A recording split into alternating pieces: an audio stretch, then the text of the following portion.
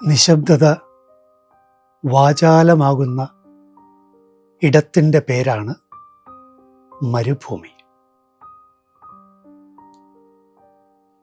നിശബ്ദതയിലേക്ക് കടന്നു ചെന്ന ഈശോ പിതാവിൻ്റെ വലിയ സംഭാഷണത്തിൽ അഥവാ പിതാവുമായുള്ള വലിയ സംഭാഷണത്തിൽ മുഴുകുകയായിരുന്നു.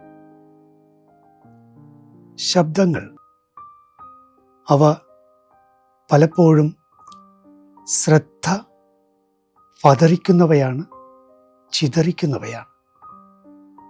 മരുഭൂമിയിലെ നിശബ്ദതയിലേക്ക് ഈശോ കടന്നു ചെന്നത് പിതാവിനെ കൂടുതൽ ആഴത്തിൽ കേൾക്കാനാണ്.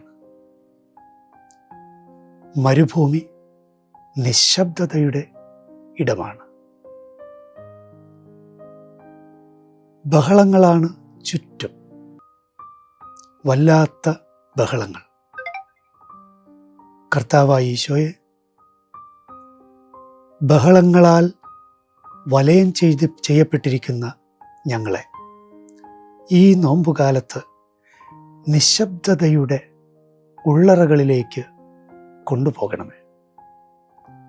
അല്പമെങ്കിലും ഞങ്ങളുടെ ടിവിയും ഞങ്ങളുടെ മൊബൈലും ഞങ്ങളുടെ വല്ലാത്ത വർത്തമാനങ്ങളും ഞങ്ങളുടെ ബഹളമയമായ ജീവിതശൈലിയും മാറ്റിവെച്ച് ഈ നോമ്പുകാലത്ത് നിശബ്ദതയുടെ സൗന്ദര്യം അനുഭവിക്കാൻ ഞങ്ങളെ അങ്ങ് സഹായിച്ചാലും അങ്ങയോടൊപ്പം ഞങ്ങളും നിശബ്ദതയുടെ മരുഭൂമിയിലേക്ക് പ്രവേശിക്കട്ടെ.